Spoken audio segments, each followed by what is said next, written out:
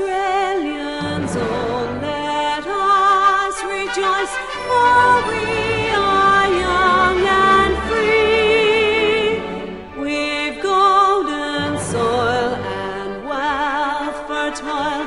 Our home is God by sea.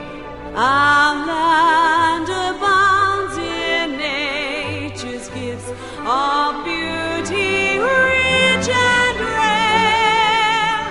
In history's page, let every stage advance Australia fair. In joyful strains, then let us sing, advance Australia fair. Beneath the radiant Southern Cross, we'll toil with hearts and hands to make this commonwealth of ours renowned above the lands. For those who come across the seas, we've boundless plains to share. With courage, let us all combine to advance Australia fair. In joyful strains, then let us sing, advance Australia fair.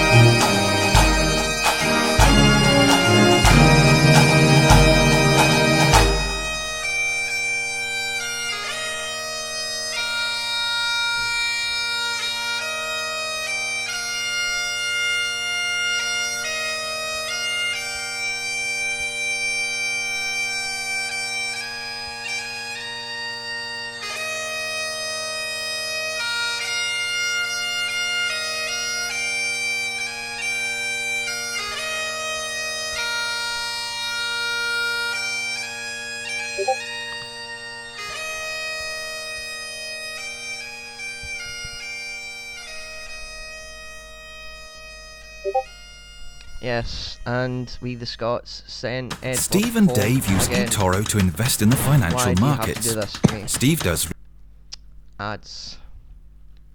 Good evening, ladies and gentlemen, boys and girls of all ages. I'm Grant Magic, host of the Virgan radio service, also the dictator of the Virgan Republic. This is the Virgan radio service. It is the season 2 premiere. The music that you just listened to was the Australian national anthem and the Scottish national anthem, which you can find both for links in the description below. You might all be wondering who my special guest is. I bet you're choking with anticipation. Absolutely brilliant. It's right on the tip of your tongue. If you couldn't tell by the Australian national anthem, it is in fact Queen Sidar the First of Sondaran. Hello, thank you for your kind welcome. No problem at all. No problem at all. Now you can probably hear in the background I have Crown Prince Oak with me. He's 2.5 and utterly good in micronational matters. So I apologise if he's disrupting the interview. No. That's quite alright. Your mother, you got babies, you got things. So tell me, how was motherhood? Well, this is baby number 3 for me, and I'm very fortunate because he's just slotted very nicely. He loves sleep, and the Crown Princesses still do not. I'm more with them than I am with him, but I'm still averaging about 2 hours a night. So if I'm a bit vague in this view, that will be 2 hours a night is decent. 2 hours a night is absolutely decent. It's not enough, but well, I guess it is for a new mother. Yeah, it's not enough, but it's something. Yes. So let's go on to the first line of questioning. So what I was wondering was, why was the name Sondaran chosen for your micronation? So the word Sonder was invented by John Koenig as part of his Dictionary of Obscure Sorrows, which is a project that defines emotion that don't have a descriptive term. So he runs a website and also a YouTube channel. And the definition of Sonder is the realization that each random passerby is living a life as vivid and complex as our own, populated with their own ambitions, friends, teens, worries, and inherited craziness. An epic story that continues invisibly around you like an anthill sprawling deep underground, with elaborate passageways to thousands of other lives that you'll never know existed, in which you might only appear once, as an extra sipping coffee in the background, as a blur of traffic passing on the highway, as a lighted window at dusk. We took almost a year of workshopping different names before we settled the name Sondaran. I think that one of the greatest strengths of micronationalism is the ability of nations to really cater to the individual needs of citizens on a personal level. And so we wanted a name that acknowledged our desire to build strong, worthwhile community connections, but also emphasised the importance of the individual within that community. Very good indeed. And why was the triumvirate founded?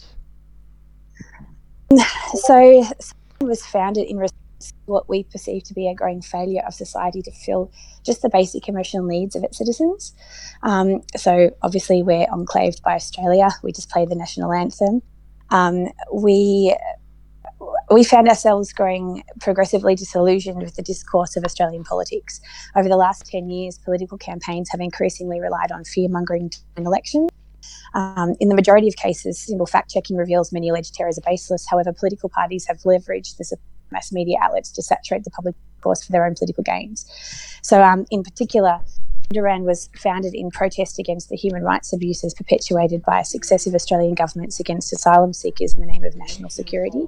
We played the national anthem just now, and one of the lines is, for those who come across the seas with boundless plains to share. And in actuality, we do have boundless plains to share, and there's this idea that we somehow need to lock ourselves away from the world and not help those who are in need. At the same time, I'm involved in a group that caters to over 17,000 local. And what was becoming apparent from discussions in that group was that many of their basic social needs were not being met. As a society, I feel like we've lost the village community feel where you knew and cared about your neighbours. So many people are suffering from a sense of loneliness and a longing for connection. I have an academic background in both arts and humanitarian development, so I'm interested in finding novel solutions to complex social problems. Involved in a lot of charity work, humanitarian development work overseas. And the Sonderan state is trying to capitalise on the novelty of micronationalism to create a physical country that reimagines that sort of style village that celebrates individual achievements, promotes community interaction and understanding. We're trying to develop culture in a society, at least down here, where cultural appropriation is a huge issue, but many people are at a loss to define exactly what their culture is. We're a country of migrants, and so it's this sort of wishy-washy place where you've got to be careful about what you celebrate, particularly given our speckled past in terms of colonialism and Aboriginal people. And many people are at a loss to define exactly what the culture is. And so eventually we aim to conduct activities that generate enough of an income that we can start to fund foreign aid-style outreaches into local communities. Building value for our citizens, a really intense focus for us over the last year. So although I'm notionally the Queen of Sonderan, the state has an overwhelming focus on the community. So our constitution is 39 pages long, and in that a number of citizenship rights, both conventional and unconventional, are enshrined. For instance, we based elements of our constitution on a reimagined version of the Bhutanese gross national happiness. So each citizen is entitled to an annual audience with the monarch, but that's really to discuss ways in which the state might aid the individual objectives of the citizen. So this could be anything from a hug or advice or help saving towards a deposit for a house, something like that. The perks of citizenship include receiving a piece of Sondarian sea glass from the Royal Treasury, which, is pretty important. Getting a jar of jam, which is, they get a jar of jam from the Bank of Sonderan on Jam Day. It's the biggest national day. And also having your story published and archived in the State Chronicle, which is effectively a national history book of important personal stories that have shaped people, playing with the idea that history only recognises nationally significant achievements and acknowledging that a butcher can have just as important story as a pop singer. We also have a right to anonymity that urges all citizens to choose a pseudonym for themselves when joining the triumvirate. And so citizens take that as seriously or as flippantly as they like, which is why we have someone called Grand Princess Laura and someone called Grand Duchess Wizzy Pops. Both are expressions of the citizens concerned, and so choosing a name is a rite of passage in the community. I've sort of got off on a tangent, but I think that ultimately the triumvirate is founded to recognise that kindness is a valid and worthwhile most awful things, and that sometimes something as simple as sharing jam can build bridges. It's a very good and very detailed answer from you. On to the next question. We've all heard of Marcus Licinius Crassus, Pompey Magnus, and Caesar of Rome, and these three men were in what was called the triumvirate. Basically, they held the most power over the Senate while they were all alive, and unfortunately, Marcus Licinius Crassus died in battle by having gold poured down his throat. So what is a triumvirate? So a triumvirate can also be called a triarchy, and it's the same way that a monarch is one individual. Triarchy or a triumvirate is essentially a state ruled by three individuals. And so when you talk about a triumvirate, most people the triumvirate, the Roman one that you mentioned. But there have been triumvirates all throughout history. There's some in the Bible. They were particularly popular in Asia. There's many in modern times. In Russia and in other places. Actually, technically, the European Union is considered a triarchy because it's administered by the President of the European Union, the President of the European Commission, and the High Representative of the Union for Foreign Affairs and Security Policy. In Sonderan, our triumvirate is ruled by three triumvirs: the President, the Chancellor, and the Monarch. The Monarch is a hereditary position, and it's been established to ensure longevity and stability in the nation. I had a lot of difficulty in sort of the self-aggrandizement that comes with being a monarch. But when you look at the research, there's actually a lot to be said for having that sort of level of stability and I've had a lot of associations with varying community groups, and to have some sort of ongoing, it doesn't work so well in big countries. But in small community groups and in things like micronations, I think it works to have a group of people who understand where the nation is going and who can provide that longevity. So we also have so the monarch is responsible for the day-to-day running of the nation and foreign affairs and effectively represents the executive powers of the state. The president is an elected person and oversees the National Assembly and is responsible for administering the legislative powers of the state. And the chancellor is selected using a sortition process, and he's subsequently responsible for administering the judicial powers of the state. And that's how it works in our nation. So who exactly oversees all the activities of Sundaram? Is it all three of you?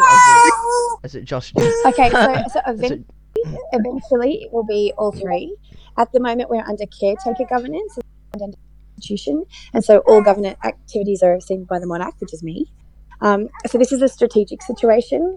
Our state remains under caretaker governance until we reach 30 citizens, which is the threshold point at which elections for the president and the petition process for the chair take place.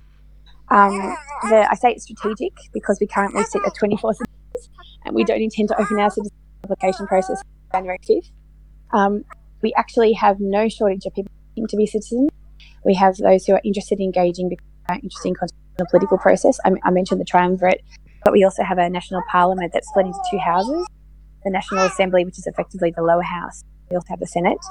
The National Assembly is in turn split into the primary deputation and the secondary deputation. The primary deputation is elected by a democratic vote, but the secondary deputation is sorted, which is a method where citizens select a ballot to ensure that a member of parliament it's sort of based on proportional representation.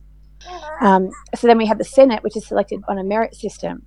We have chairs in specialty areas of art and economics, education, environment, health, information technology, law, science, and social services. And so the citizen who is most qualified in each of those areas is that Senate position. So for interested in that sort of conglomerate political system, which has hereditary, diplomatic, sorted, and merit-based systems in one.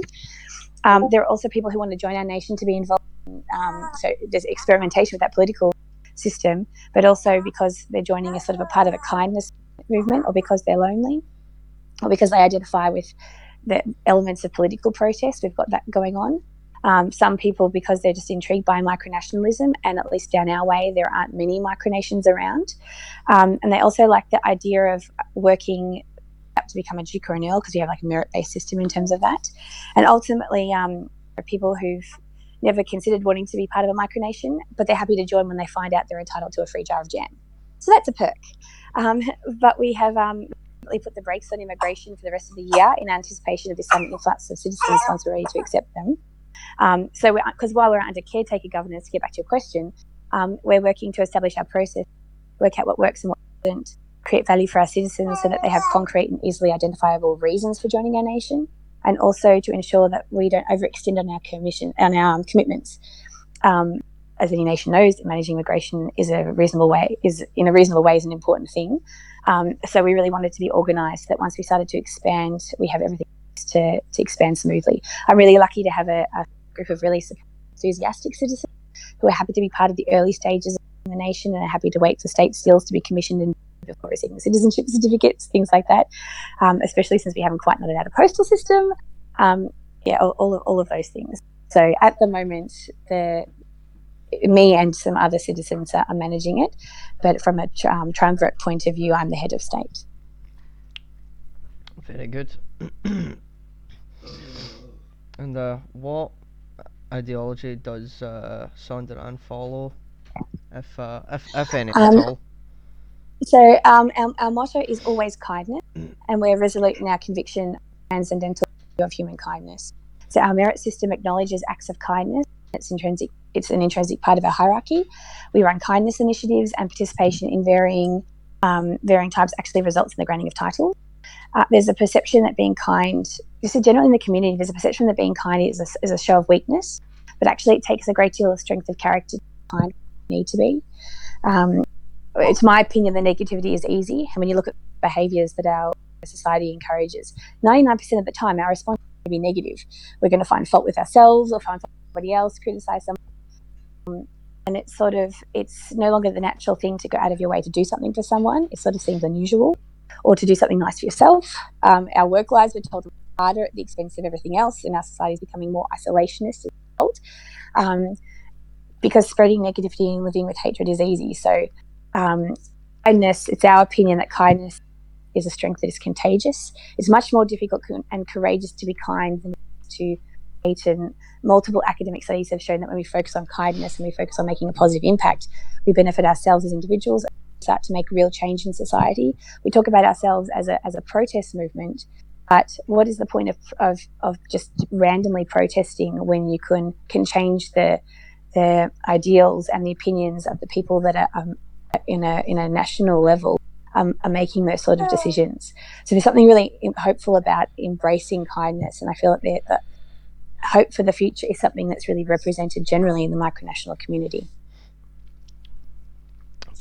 Positivity is important. I agree with that. And in regards to negativity, is a lot easier to be negative and critical of people than it is to give people compliments. That's a big problem facing the community overall. I think. I think that a lot of the broader political issues globally can be put down to the fact that people sort of isolate themselves. It's a societal problem, and so part of what we're trying to do is just starting at a grassroots level to make those sort of connections to at least make a change in the place that we live. Good. Speaking of the community, let's talk about some of the recent going-ons. Since VRS stopped in what I believe to be late March, mid late Yes. March. I think it was around that time. It's been so long now, I can't remember. There has been a lot going on during the community, and this, that, the next thing, all this. So some of the recent going-ons, the more recent going-ons would have to be this MCA alliance, and also Bronland acting up again. By acting up again, I mean obviously joining this SimK, and then forcefully leaving because he doesn't take any care into obviously what he signs. He's done this before, but what opinions do you have on let's start on Bronland, the recent Bronland scandal. I call it a scandal because that's what it is. It's pretty much a scandal. If Yes. people want to be taken seriously as a micronationalist, then you got to live up to your promises. And I mean, to be honest, joining the Twitter community in general was really disconcerting, because in Australia we've been host to a range of extremely serious micronations, and micronationalism is more or less a part of the national consciousness. Like we had the Grand Duke of Avram was actually elected to the Tasmanian House of Assembly when I was growing up. So I had this idea that micronationalism was a significant thing that people did. And I actually just generally wasn't prepared for the instability of the community, how nations come and go and ideologies change at a whim. When I first joined and was undertaking the community consultation for writing our constitution, so that's not even writing it, but just undertaking research into what ways our micronation could be best established. There were several nations that were founded, announced the writing of the constitution, wrote the constitution, changed their flag several times, changed their ideology, had a war, knighted a cat, disappeared because someone insulted them, and so that was even begun writing our preamble. So I think in terms of Bronland, I know it comes down to I think it comes down to professionalism, but I also think that there's nothing wrong with doing things slowly. I think there's an idea that you have to your nation has to serve your Twitter account. So you have to do things or say things, sort of draw attention and keep your Twitter account active. But actually, I think that serious nations have an agenda outside of Twitter. Twitter exists to educate the world about what your micronation is doing. So, it's race, nation building. And I think many of us are genuinely putting in the time and money to build something that's going to last themselves. And I think sometimes nations, just do things on a whim, or post controversial things just to generate attention. And so when you're talking about the scandal, I don't know so much it's a scandal in and of itself, and more just a symptom of this sort of wider idea in the at least the Twitter micronational community, that just you do things on a whim. You just make decisions as you go on the fly, and it's okay to change things here, there, and where, and it is to a point. But feel that that does come down to professionalism and to what the community is prepared to accept. I think there's definitely room for change, and I think that it's particularly with that nation we've come to expect it from them. But yeah, I do think as a community we need to look at how we mentor younger nations into making decisions that benefit them and the community. Yeah, it is quite unfortunate to see him change so often. I wouldn't say it deeply saddens me, but it does affect me when he can't stick to one thing, unfortunately. Again, The problem is it's because there's no consistency in that micronation. Nobody knows how to interact with him. He needs to just settle himself, work out what he wants to do. If he's got citizens, work out what his citizens want to do, and then second guess yourself that decision, and then move on. And I think that's all that needs to happen there. For him and a few other people is unfortunately a difficult undertaking, especially for the person in question. If I could see it changed, I would, but unfortunately, it is his micronation, and he can do whatever he wants. But myself and other nations have pointed out, like, quite frequently, you're changing far too often. You're doing this wrong. You're doing that wrong. He takes in for maybe like a minute and a half, and then it just goes back to doing whatever he wants, because again, it's his nation. He does have the right to. He's got the right to do whatever he wants, but like changing so quickly, doing this, doing that, just over and over and over, going between. And and maybe as a micronational community, maybe that's okay. Maybe it's something that we expect from younger members of the community, that they're going to chop and change, and maybe we create a space where that's okay, and we encourage them to experiment with styles of ideology and politics and all of those things. But I think the problem with the micronational community as it stands is that there's no overseeing body, no sort of general consensus except a not, and so lack of consistency, because we don't have any of those ideas in place, it reflects badly on the entire community. Of course, that's what it boils down to. When someone else acts up, the rest of us take the hit. Unfortunately, it's like that. So what is Sundaran's relationship like with the community? Other nations, do other nations like Sundaran? Or? Yeah, we try to maintain good relations with nations. So there's not any nations that are intrinsically with us. There are certain issues on which we are constantly inclined to take a stand. We're never prepared to pursue those points to the point of an outright argument, and I think most nations respect that. We've been fortunate to find a number of micronations of a similar level of seriousness to us. So we've loved having the opportunity to share ideas space. We're a member of the AUM, and we've just been to observer status sovereignties. So I feel like we're starting to balance in our actions. The AUM in particular, I've been involved in with for a while. It's an organisation that aims to advocate for good relations and anti-simulationism within the community. But I also like that it seeks to sort of elevate the overall profile of the community by conducting good works outside of the world. So I feel like we've got really good relations. Something I did want to mention is our position on the Hainan Empire, which is really the only time our nations come anywhere close to clashing with another nation's establishment. Hainan is very well established, lofty gold micronation that's been founded as a protest against the expansion of particular ideologies within the States. At the heart of it, they have a particular diplomatic issue with President Trump, which is understandable as they've been founded in response to his style of government. And so from my perspective, protesting on Twitter is an important governmental function that the citizens of Haiti expect the Empress to. And I feel that the way the community treated her with respect to their intolerance of her constant rebuttals to President Trump was not appropriate. If you don't like what another nation is saying, choose to unfollow them or to retweets. My nations that I mute their retweets because I'm interested in what they have to say, but not what they're retweeting. In this case, I did not feel the onus was on the international community to try and censor what they were doing because other nations found it unprofessional or annoying. If your nation is founded in protest, then you must protest. In the same vein, I would not expect Urania to stop posting about gay rights after the recent move by the of Brunei to introduce Sharia law. Urania has been very active talking about the impact on the rights of the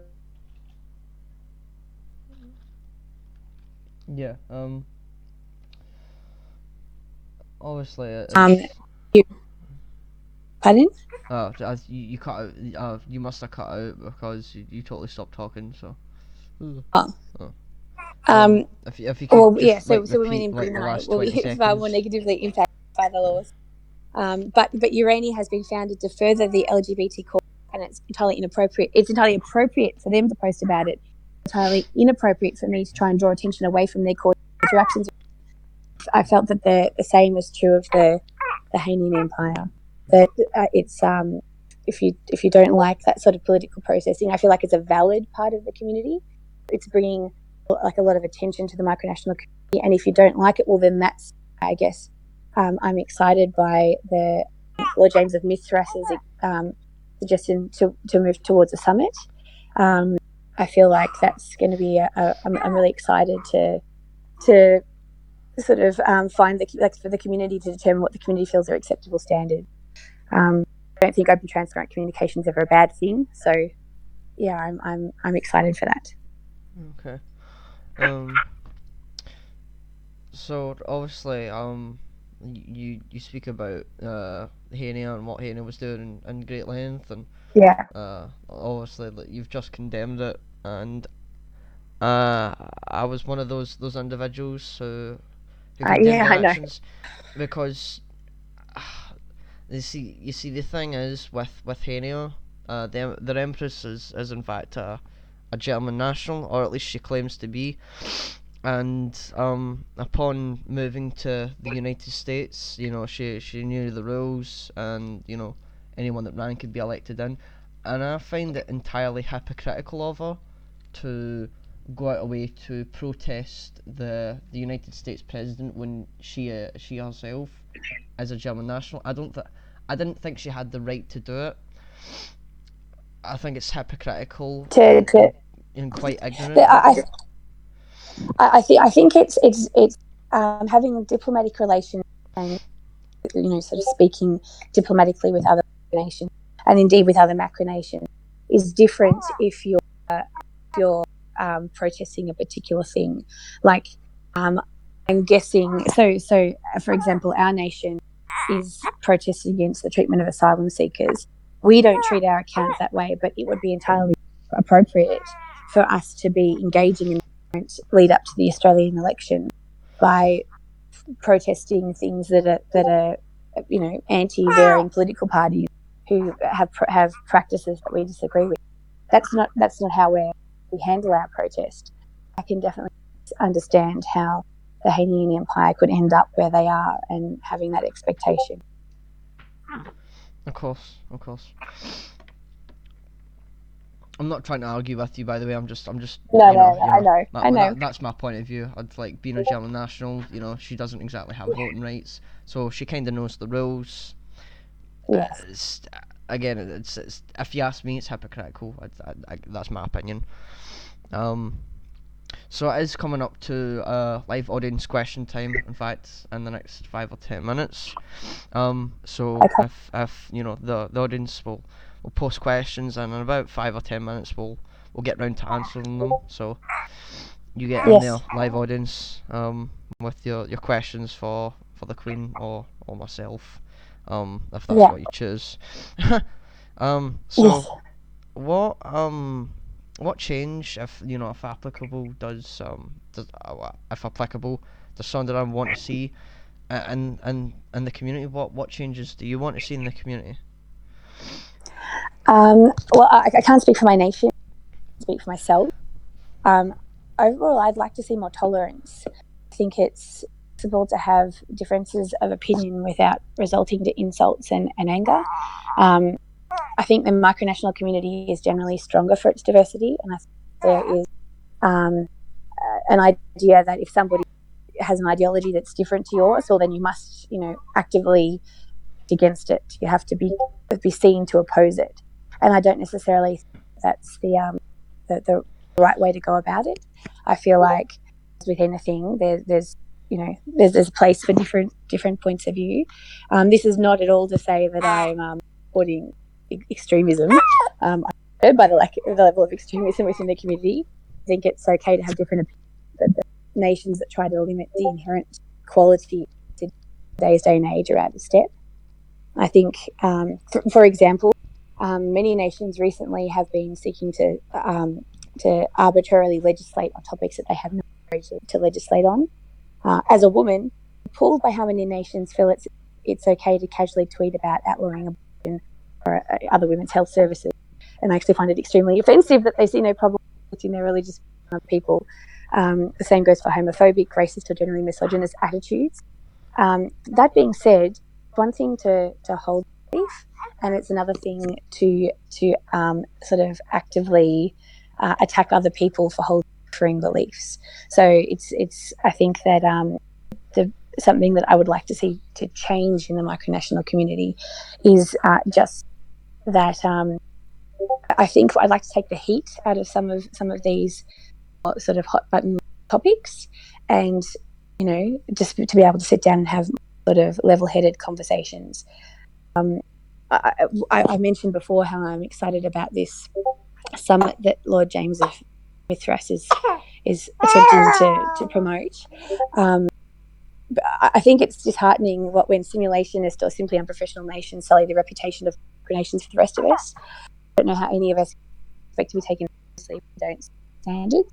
But that being said, I don't think it should be one person or group setting the standards. It can't be some sort of elitist policing that discriminates and dictates. But I'm a big fan of the community coming together as a whole to say, this is what we'll accept. And Very good.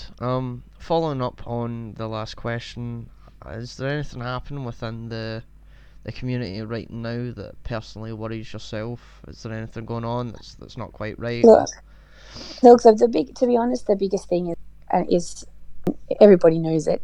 I'm worried about the lack of in the wider micronational community. I'm worried that it will be serious nation Twitter. I think it's easy to forget how public Twitter is. It's like the big brother of the internet. Everybody watching, not necessarily commenting. And there are so many days like the impression outsiders must be getting of our community. So I guess that's my big worry. So yeah, I would really love to see some more consistency as a micronational community in tackling. Very good. Very good. It's now time for live audience question time. We have a couple of questions so far. Okay. So for Daniel Elliott asks, what do you think we as micronationalists or micronational institutions should work on together to get back from the community? What should we work on together? I think I mentioned it before. I think that in any community that is as big as ours, some sort of self-policing needs to happen. And so I feel like it would be really amazing for everybody to be able to work together to set that set of standards, work out what we deem acceptable and what we deem isn't, with some sort of flexibility in that, so that we can really see, so you can see which nations are serious and which are just there to troll, to elicit reactions. It's very difficult at the moment for new nations to we see it every time a new nation joins and they don't understand the dynamics and the politics of the Twitter community, and so automatically they form alliances with nations that is a nation that's been around for a while. That's not going to work out. That they're going to go through the the same, same old, same old. I guess it's like the thing that just happened with Braunland. We've got a micronation, and I can't pronounce it. they're enclaved in New South Wales in Australia, and they just joined, and here we are. And now we've got a Dominion, and any one of us could have seen that was coming. And I feel like if we worked together to create some system whereby we identify which nations are serious and which nations are not, then that would be something that would be really helpful. Okay. I hope that answers your question, Daniel. On to the next question from the Imperial Republic of Haston. Opinions on the accusations towards the Haston Republic, Haston, and the job the president has done so far. Of the Haston Republic? Yes, run by Gabriel Young. Yeah. The accusations, I believe he's referring to the accusations about being called a Nazi over the MCA, obviously formed by Sondland. Right. So in my interaction, I have to say that I have been impressed with the way that even when we've had differences of opinion, he's been prepared to acknowledge where those differences lie, never resulted in sort of confrontation, and he's been I found him to be sort of genuine and honest in those. I don't think he ever sort of I don't think he goes out of his way to offend people, and I feel like that's really important. With regard to how I feel like he's been handling himself, I feel like his nation has a lot of potential.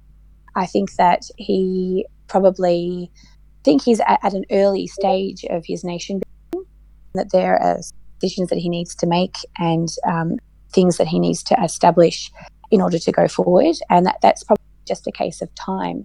I think that it comes back to that idea that people need to arrive on Twitter, a fully functioning micronation, and off you go. And it's like when you do that, it's just performance art. There's no need to rush anything. There's no we spent a year writing our constitution. All the other nations were off doing varying things. We spent a year writing our constitution, and actually that's okay. It's okay to not be advertising for as soon as you join, and it's okay to have your mind changed to come with a certain ideology and interaction with the community to change that ideology.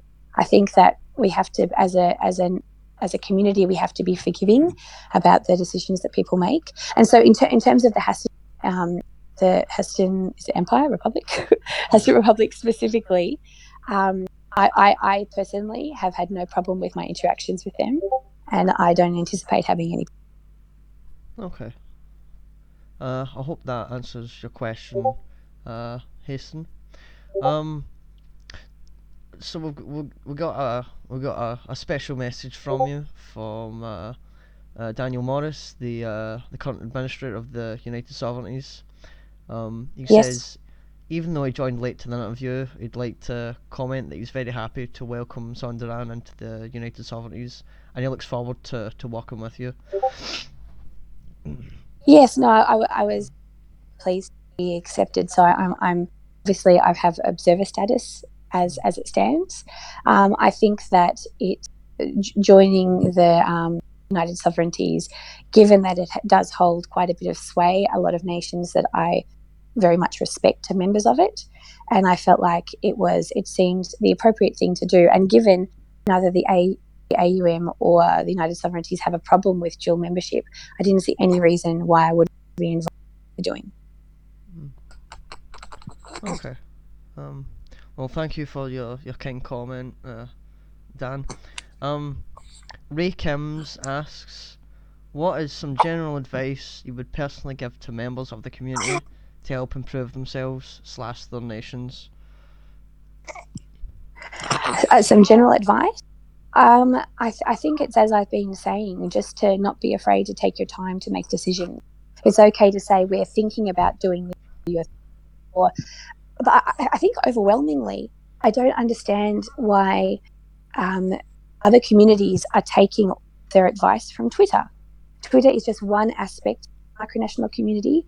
Actually, your micronation is situated, it's enclaved by a macronation. You're sitting in a community, and if it's the sort of thing where you want to gain citizens and to build culture and to actually have some substance as a nation, then you should be looking to your citizens. You should be looking to what matters to you. If you're starting off and your micronation and your citizens are your family members, then look at what represents culture in your family tradition. Look at what matters to your family and what way those can be reflected in your nation and valued. I think that there's a lot of nations sort of try on different things, and I think often, and this might be a thing that just comes with age. I'm saying, oh, so I'm that old, but I think that sort of basic values become more important, and so I think that look at what matters to you and don't try to please other people. Don't try to please anybody other than yourself. That you don't need to live your life and your nation based on what someone says on Twitter.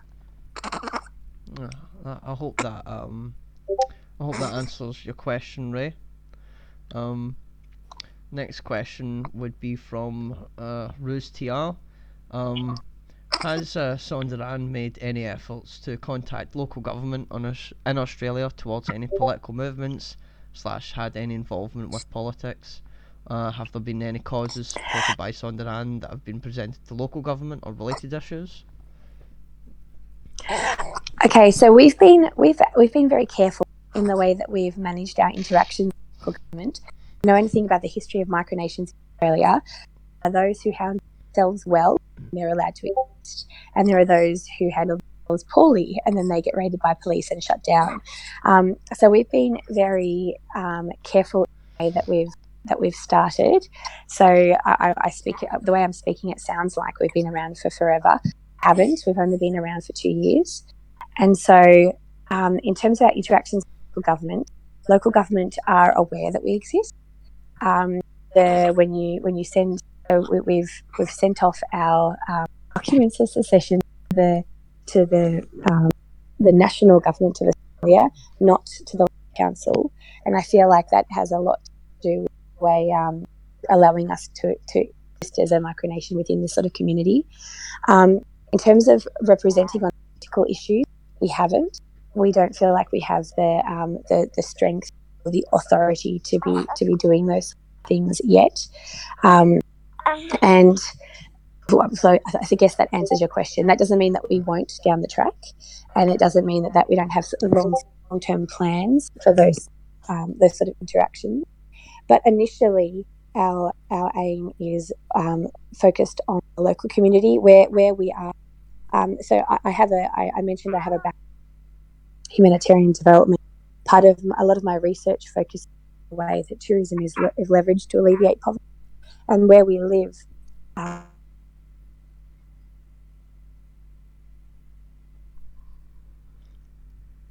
You appear to.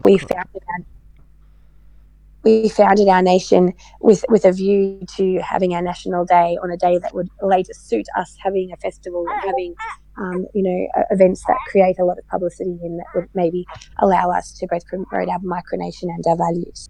But to answer the question, we haven't had a great deal of interactions other than the fact that they know we're here. So far, they don't object. I hope that answers your question, Bruce TR. The next question comes from Daniel Morris. Is Sonderan or yourself looking at any physical projects for your nation? For instance, New Westphalia is currently undergoing a landscaping project to showcase. So no is the answer. We don't have any physical projects planned. The way that our land acquisition works is that people who are citizens of our communities. So effectively, a few years ago, a highly embarrassing Australian Prime Minister named Tony Abbott made a lot of ill-advised statements saying that people who don't swear allegiance to Australia by way of a formal oath of allegiance cannot be considered to be aligned to Australia. Talk about immigrants, but we've extrapolated that to mean that any citizen just to align themselves and their property with our state do so as long as they swear a formal oath of allegiance. to Sonderan. Citizens can choose to join a nation with their property or not. So property that is aligned with the state of Sonderan is considered to constitute Sonderan territory. But at the moment, we're not planning to build anything that is specifically for that. We do have a in line with our sort of values. We've got a sustainability project where we're helping to organise outreach in our current. When I say outreach, we currently have about 6 properties. Citizens can choose to align with land or without, and so we have 6 properties that we're working on. One of which is quite substantial, and so potentially down the track that will end up being a capital where we could build things to have tourists come through or something like that. But at the moment, our sustainability initiative is limited to building worm farms for citizens, to ensuring that everyone has solar panels, and we've got varying type. We've got a sort of a cross recycling thing set up between different enclaves, so that the cardboard from one is given to a different nation who then uses that to burn, because they're coming into the Australian winter and they have a fire, so we're using it in that way. But to answer his question, no, nothing in the short term. Although we're going to build an extension in the next year, but that's not really nation specific. Okay. Well, I hope that answers your question, Dan. So this is kind of my own little section now. So do you have any questions for me, Sada? I really wanted to ask you about your nation's name. How was the Virgin Republic chosen? I've always really enjoyed space. I don't know if you're aware of this, but where our solar system is, where our galaxy is, we're in a cluster of galaxies called the Virgo supercluster. Mm-hmm. And my nation's name is based off where we are in the universe roughly. And that's it. Also, I quite like the Virgo constellation. I think that one's pretty cool. So Yeah. I chose that one. Obviously, there has been many jokes about it. Unfortunately, I'd like to say that Something that I'm not a distinctive chain anyway. of islands in the Atlantic. But that's how and why my nation's name was chosen. It's because where we are situated in the universe, the Virgo supercluster. What, what do you think defines the Virgin Republic as a nation? What characteristics make your nation distinctive? That's a good question. My nation is a drop. It's a drop in the vast ocean of micronations, and I don't feel like I've done anything remotely distinctive to maybe assert myself or put myself out there really. Well, the first thing that springs to mind is the radio service. There isn't another micronation that I'm aware of that conducts the same level of sort of weekly commitment to something that brings the community together like this. Yeah, obviously there is this, which I'm quite grateful for to many people, everyone that's taken part, and that's really. Something I'm also interested in is your opinion on this summit that Lord James of Mithras is trying to bring together. That's also a difficult question.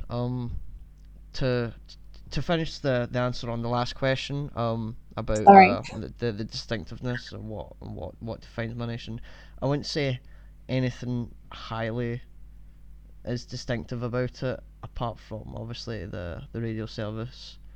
I mean I don't have much else to say on that, but to go back to the question on the summit, I don't think I'll be attending. I don't think I'll have my nation attend. Um, uh, Good points that were brought up by several of my peers. Well, that it's bring it. James wants to bring together a lot of micronations, and a lot of micronations are really different, and that's going to cause problems. When you bring together nations like I can't remember the name now, but previously was called Bandaria. Quite obnoxious, very obnoxious, and nations like decent nations like Winona, New Westphalia. This combination isn't going to work. It's the same with if James brought myself and Empress Haya of Hania. That's not going to be a combination that's going to work, because I don't get on with this person. She doesn't get on with me.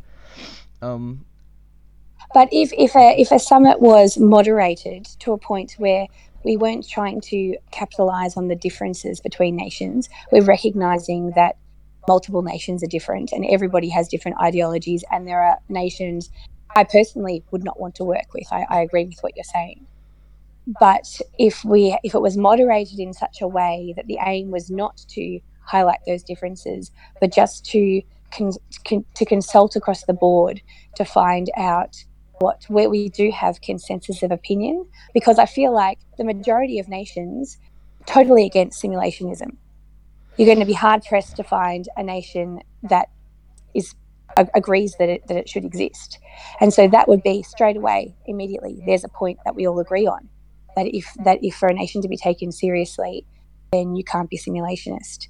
And I think that it can only be good for the community to, and I agree, it would all depend on how it was moderated, and what topics were discussed and what views were allowed to be aired. And I agree with you on all of those points, because I can see that it would be difficult to get varying. As I said, there are ones that I personally would not want to be dealing with. But that doesn't mean, because I have an issue with them, that their opinion isn't valid, and that doesn't mean that overall the summit couldn't. Like, if there are points that everyone agrees on, and we can somehow, articulate those, you don't think that would be good for the community? I think it definitely would benefit the community. You'll have to excuse me. Oh, excuse me. I've got a bit of a cold, so Bless you. Thank you. You see, the thing is, what Lord James of Mithras wants to do is inevitably set up a lot of rules for micronations, and I feel like eventually someone would say, this rule's not fair to my nation, so why should I follow it? I feel like I think that it would be more. It would, but if you have serious nations that agree on what professional guidelines to be followed, and then there is a system of agreed on sanctions for nations that don't follow those rules. And I'm not talking about dictatorships here. I'm not talking about saying, if you legalize abortion, then you can't be in this group. I don't think it's that sort of a thing. I think it is more about there's a way to behave between nations, and there's a way that brings positivity, not so much positivity, but there's a way that brings respectability to the micronational community. And these are the nations that do that. And I'm rambling a bit, but I feel like if we, at this point in time, I don't see any reason not to support the summit. I feel like whatever comes out of it will be a product of the community, and I don't think that there are plans to police it in that sort of a way. So I'm not familiar with all of the ins and outs of the proposal, but I'm certainly I don't feel a reason to dismiss it just out of hand. Because in my dealings with Lord James of Mithras, he's an extremely forward-thinking person. I'm sure that if there are concerns in the community about things like that, I'm sure he has an answer to them, and maybe that would be a good thing to get him back on the show to answer those questions. Yeah, definitely. Yeah, I'm sure that these problems are ones that he's thought of and has workshopped a solution for. Yeah. Um. Well, unless you've got any more questions, that's pretty much the end of the season 2 premiere. Um. So No, lastly, I'm good. okay. So lastly would be the announcements. So Virgan Radio Service is back. Season 2 premiere with obviously my special guest, which would be Siddharth the First of Sundaran. Thanks very much for joining me this evening. Um, Oh, you're very welcome. I was happy to come. and so far we have a few nations lined up for the rest of May for interviews. So I'm not going to be accepting any nations more than a month in advance, because I feel like it wouldn't be fair. So what I'm gonna do is I'm just gonna accept nations a month in advance. So far for the rest of May, would be the Kingdom of Ryland, the Imperial Union of Kiania, and the United Isles of Calabar for the rest of the month. And next week we can expect the Kingdom of Ryland. Um, so thanks everyone for joining me this evening. I really appreciate it that you've given me the support to restart season 2. Um, Obviously I thank my guest again, and we'll catch you next week. I'm Grant Magic, dictator of the Virgan Republic, also the host of Virgan Radio Service. Thanks very much.